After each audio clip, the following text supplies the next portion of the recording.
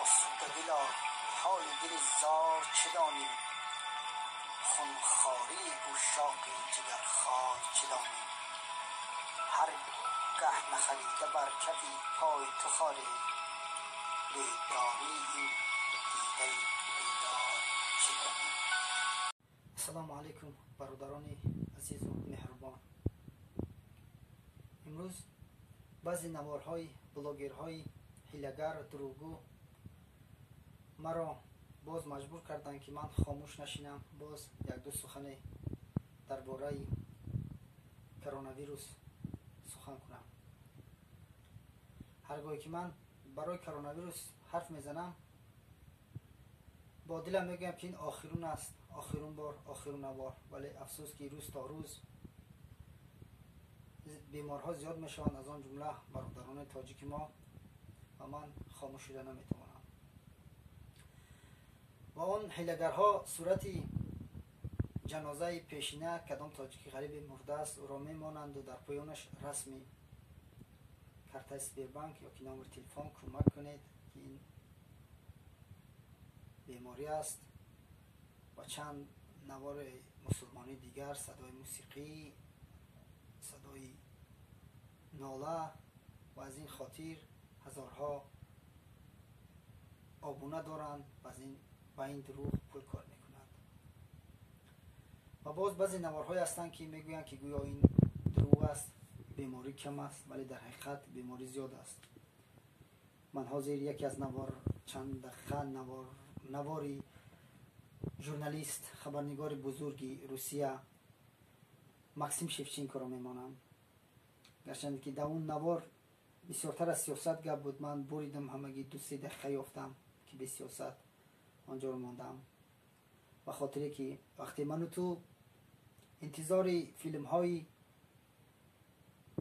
نشرش بودیم و اون ژورنالیست بزرگ ماکسیم شفچینکو دفاع از ملت تاجیک کرد. Всем вам, кто меня увидит и услышит, пожалуйста, будьте очень внимательны. Если у вас возникают симптомы, температура, если у вас возникают боли в теле, то не верьте, когда вам будут говорить, что это ОРВИ, ОРЗ или грипп.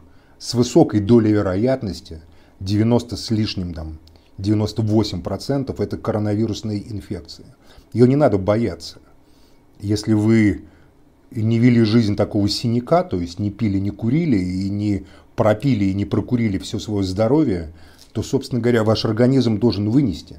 Но просто надо вовремя будет сделать КТ или как-то определиться. Если врачи будут вам говорить, что у вас в легких все чисто, то настаивайте. Настаивайте на том, что вам прописывали антибиотики, что вам прописывали системы антивирусной поддержки. Я просто вижу, как на моих глазах за прошедшие 3 недели медицина буквально сделала выводы. Вот такой вот. Я вижу такой профессионализм, когда люди, еще 2 недели назад не понимавшие, с чем они имеют дело, сейчас уже проанализировали и, как говорится, сложили вместе вот результаты всех вот этих симптомов, которые сейчас происходят. И я уверен, что сейчас уже медицина, которая наследует советской медицине, наша прекрасная, она научится с этим бороться. Но то, что в первые дни сразу объявили об этих тестах, это, очевидно, коммерческая просто афера. Потому что непонятно было, каким образом эти тесты вообще могли быть протестированы сами по себе.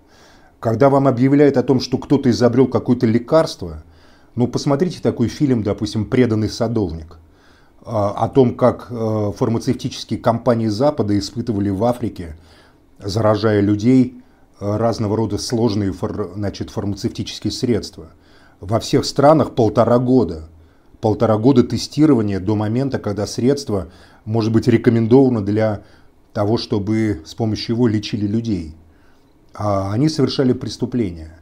Поэтому сейчас все, кто будет лихорадочно выводить какие-то вакцины, знаете, что это тоже жулики, это мошенники. Единственное, наверное, средство эффективное, про которое я вот понял по разговорам с врачами, тоже со специалистами, это реально плазма крови, насыщенная антителами тех, кто переболел.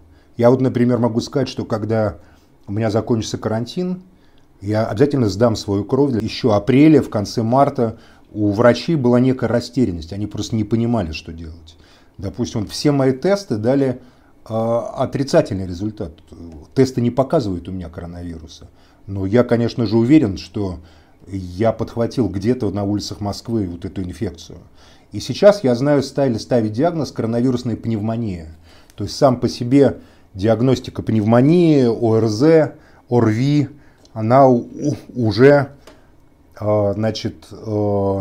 позволяет врачам сейчас ставить диагноз, который спасает жизни. Я думаю, что статистика в России очень сильно занижена. Вот то, что нам рассказывают все эти сказки, там 3000 заболевших, 21 тысяча заболевших, это все фантазии. Это все опираются на эти тесты, а возможно, что эти тесты абсолютно халтурные, которые непонятно как работают. Допустим, наша знакомая, она сделала тест, и у нее коронавирус, но она абсолютно здорова. Я вот абсолютно болен, и еще я знаю ряд людей, которые также тяжело заболели, как и я. Все тесты отрицательные. То есть мы в их статистику вообще не попадали. Если бы я не попал в больницу, а просто там помер бы где-то, сказали бы от пневмонии, например. Поэтому не верьте статистике по коронавирусам. Я думаю, что она в десятке. برادران عزیز چند روز پیش من در یوتیوب کانال خود یک نواری 3 دقیقه نمودم که سازمان عمومی جهانی تندرستی نمایندهش انیق کرد، گفت که در ترکستان در حقیقت این بیماری وجود ندارد، ولی بعضی بدبختان به خاطر لایک، به خاطر خبر خوش، به خاطر تدپیسات خبرهای دروغ میگن که در ترکستان پیدا شده است. ولی شوربختانه بعضی تاجیکان ما در روسیه به این بیماری دچار شدند. حاضر یک شعر رو یافتم که بسیار برابر است با این. من بدیدم مردی رهگم کرده، دیده‌اش را اشک غم تر کرده، چهره چون آفتابش خیرتاب، در غم و اندوه دارد پیچ و تاب. نفسم به نام الله گرفته است، باید به خاطر شما برآمدم فکر گذاشتم خطی مرکه اینجا یکم پریزنک شما دا بگم تاسبتون 38 میدانی دو درجا توزیع نمی چشم بخرم که دو درجا پریزنکو چانه مسئوله مده جان تدو درجا کدام روز رو جوگا غازیدی کدام روز چوستود کردی ای کدام تشکیشتی بعد چند روز تو مزد درختی نوزی کم تا بهتر شده صحبت کردم. دوازدهم چیسلا بدکه دوازدهم چیسلا اول امی همسویم تصبر بعد ای مروز یک تریزه را هوی میکردم برای هوای توزه درو بردم. ای آدم فکر میکرد که گریپ شده. بعدی وای گذشت یک روز گذشتم مشیدم امی تصبر شدم هم خشیدم که به خدا قسم امی سر خودم نمو فکر کردم که همین چیز обычный گریپ است.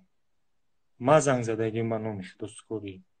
ما گفتم ای پریزنکوش هست. گفتم ما سکوری زنگ زدم سکور اومد گرفت همه چی را آنالیز را گرفت رفت سکوری رفت بعدی وای سلفا پیدا شد. وقتی مردم میگه شوخی نکنم سلفا پیدا شد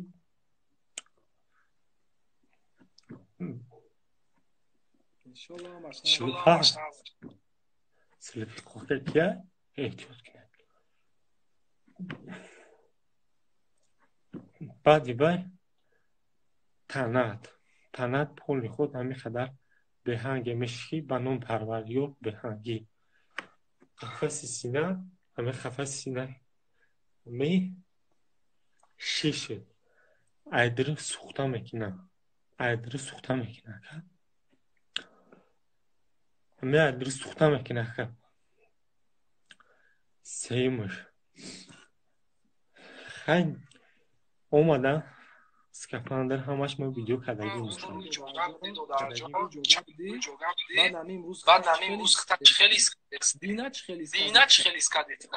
ما رو جوگا روزی вже 14 وقتی که скоро اومد ما رو روزی 12 вже скоро اومد ما رو проверка кадра ما روی جوگا همه خیلی صرفا قوقاق اومده تنم همش سلام شد همش همه خیلی شدیم که پول به خیلی چیزیم صرفا قوقاقی نفس میگیره مقصد مردم توجیه به نام الله این چیز شوخی نفهمه در مسکو کو به نام الله قسم ما یک روز ما سکورش داد کردیم با بعدی وای پگوش 50 مینوت مجدد کردیم 50 مینوت برای یک سکور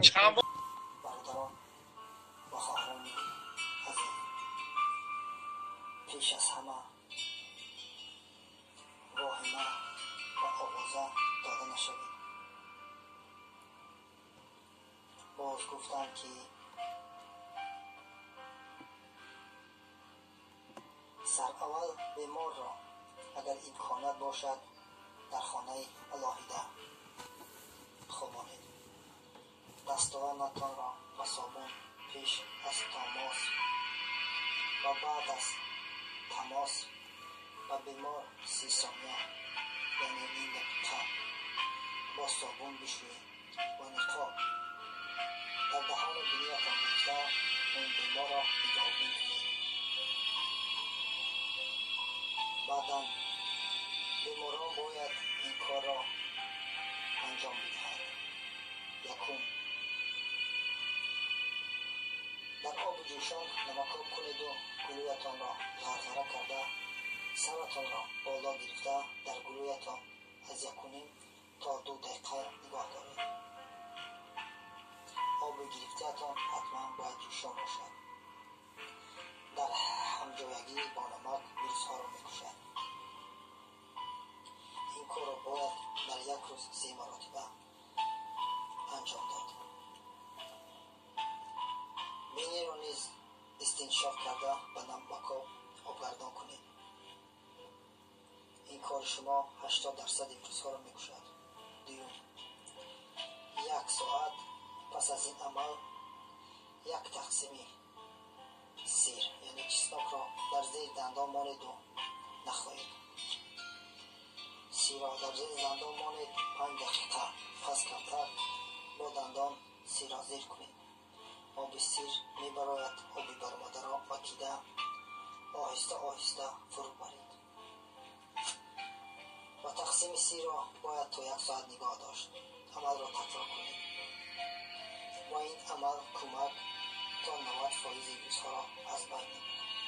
سوم، 1 قاشق آب لیمون را با 1 قاشق عسل در 1 استکان آب جوش آمدگی آموخته خورید. کسانی که می‌خواهند می‌توانند آب جوش هم استعمال کنند. در خاطر نگاه دارید به بیماران داروهای دکسامتازون، آموکسیسیلین و نوشابه‌های انرژیتیکی ندهید و بیماران خودشان نیز استفاده از دکتران مصلحت پرسید. کسانی که بیمار نیستند به چای‌نیک آب جوشیده ایستاده را اندازید. 1 قاشق خرد ساده اندازید و سچاق کلان و یا کرپه را به سر کشیده دهان را گشاده بخاری همان آب را به دهان بینیتان بکشید. در خانه استقامتیتان پیاز را با پوستش تازه کرده کمتر مجر کرده بمانید و در 2 روز 1 مرتبه نو کرده ایستید و در آخر شما را از درگاه خداوند سالم و به بیماران شفای کامل و عاجل طلب کردیم.